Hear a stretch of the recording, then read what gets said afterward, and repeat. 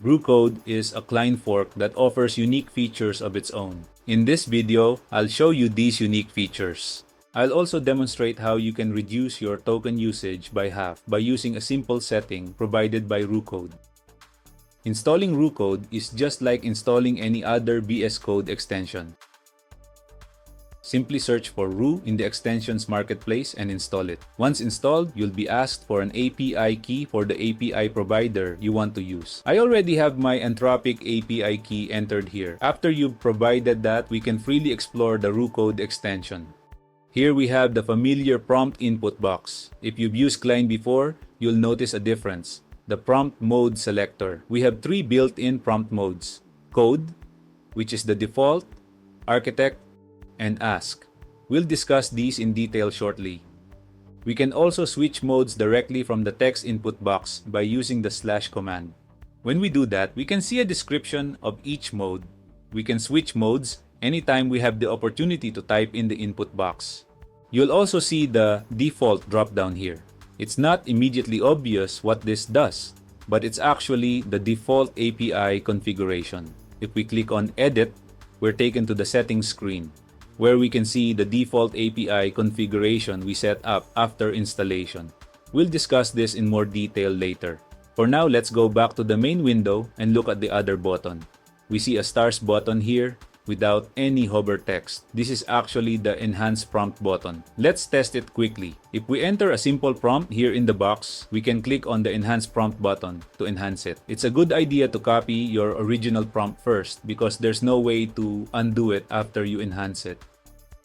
Before we discuss the mode configuration, let's explore the API configuration. We can either click on the API configuration drop-down below the task or prompt input box and click Edit, or click on the gear icon on top. Both actions will take us to the settings screen. Here in the settings screen, we immediately see the configuration profile section where we can create, edit, and delete different API configurations for different providers and models. Let me start by renaming the default configuration to something more descriptive. Let's say default API. We can change the provider for it as well as the model. But what if we want to use different models based on our current task? We can add more here. For example, I personally use the Anthropic Claude Sonnet 3.5 model as my main model with Anthropic as my provider.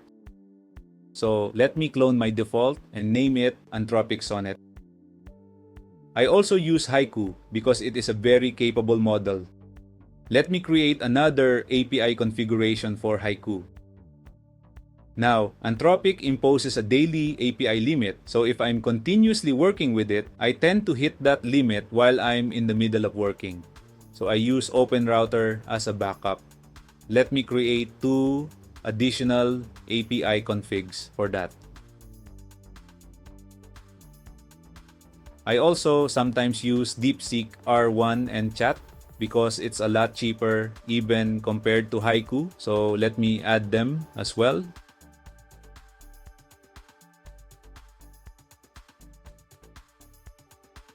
We can optionally set a custom temperature for each API config here. I almost always use the default temperature of 0, so I'll leave this unchecked. Scrolling down, we can see some other settings here, like the auto-approve settings. Keep in mind that these settings are global and are not linked to the API configuration above.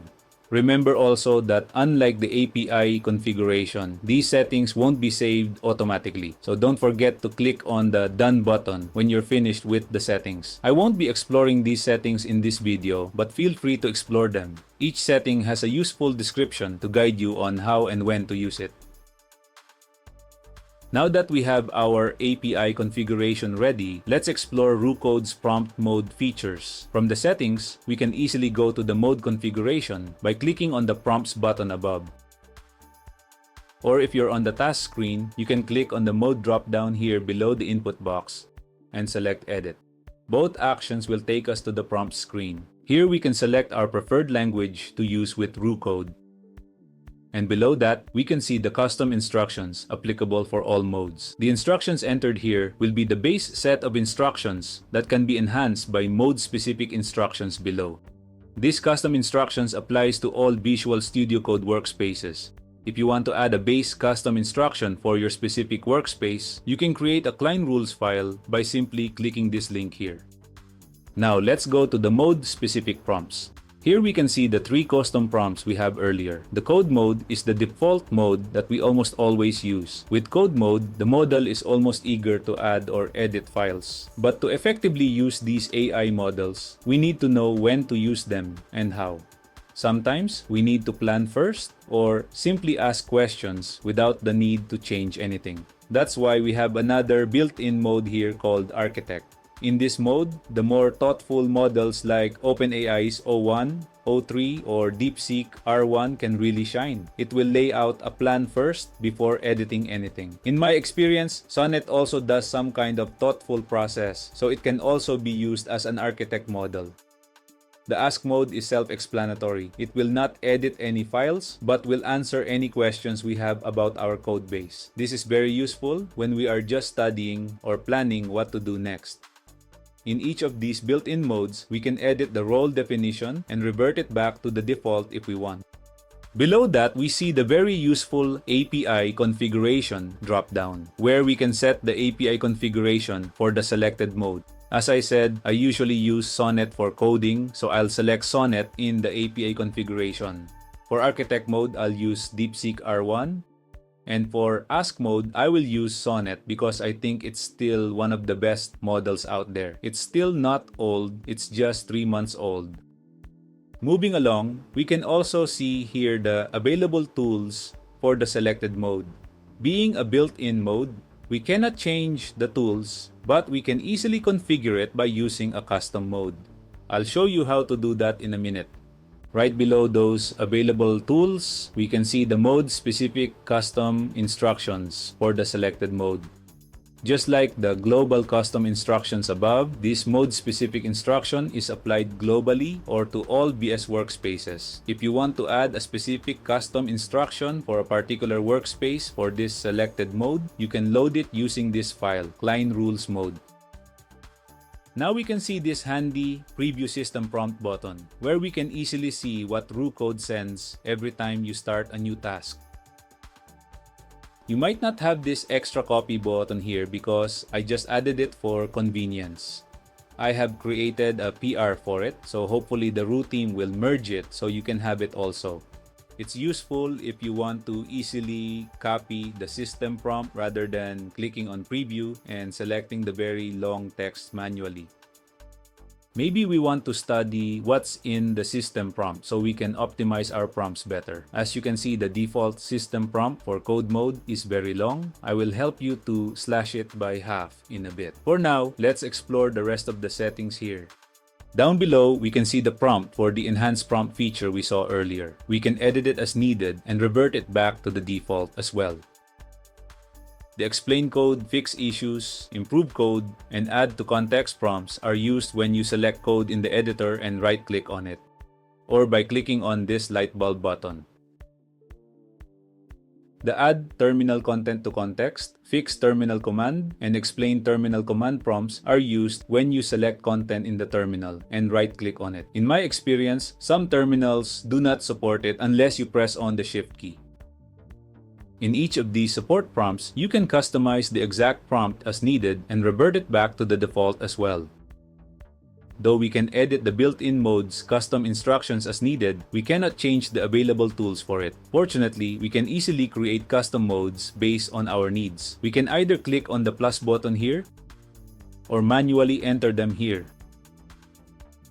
But why enter it manually when we can ask Roo itself to create it for us? Let's do that.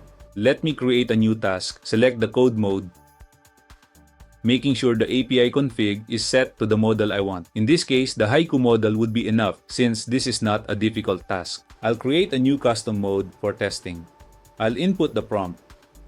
Create a new custom Roo mode, specifically for writing effective tests, following the best practices, tools, and methodologies. That's it. Let's send this prompt and watch Roo create the custom mode for us. Now that it's done, we can go to the prompt screen again and configure it further. we can see that it indeed created a new custom mode for testing, and it did a great job creating a role definition as we requested and more. Of course, we may need to create a more specific mode that includes our specific tech stack. We can select the API configuration for it as before. Let me choose Haiku in this case. We can also see that it also created the mode-specific custom instructions for this mode. We can further refine it with Roo's help, but for now, this is enough. Unlike the built-in modes, we can enable or disable the available tools for this mode, so the AI won't be confused on which tool to use for this mode. Let me click on the edit button besides the available tools, and for this mode, we can see that Roo already selected some of the settings based on our base settings. We can enable or disable some of the tools here. For testing, I think we need the read files, edit files, and run commands tools. The rest we can turn off. Now, before creating another custom mode, let us discuss what we can do to cut our system prompt in half when using Roo Code. Let's preview the system prompt for the built-in code mode. If we take a look at this in detail, we can see that it's comprehensive, but you might notice that a significant portion of it talks about MCP servers. Now, of course, MCP servers are great. I even have 2 open source projects about it and created a couple of videos about it. But it's not every day we need to work on it unless that's your current task. Can we further reduce the system prompt by removing the MCP servers portion? Yes, indeed. Now let me first copy the system prompt by clicking on the copy button here that I've added and paste it into Beyond Compare, a tool I use for comparing text, files, and folders. Now let me show you how to disable MCP servers. Click on the MCP servers button here at the top. We have 2 levels of options here. We can either disable creating MCP servers while allowing Roo to call them, or completely disable even using it. Let's disable it altogether. With this change, we just slashed our token usage on new tasks by half. Let's take a look at what's changed. Let's click on the Done button and go back to the prompts settings again. Now let's make sure we are on the built-in code mode and click on the Copy System prompt button. Now let me paste it on Beyond Compare to compare it to the original system prompt we have pasted here earlier. And now you can see the difference in lines of code alone. The difference is almost half. Now let's try to use this moving forward. Let me create another custom mode just for code review. I'll create a new task and enter. Create a new custom Roo mode for code review. In this mode, Roo will be responsible for reviewing the code against common issues, making sure it follows the convention of the code base as well as the modern best practices, such as the solid principles and clean code without affecting readability, and maintaining balanced complexity and simplicity without sacrificing performance. Roo will be able to enhance that. I'll make sure to use Haiku again, and let's watch Roo as it creates the new custom mode.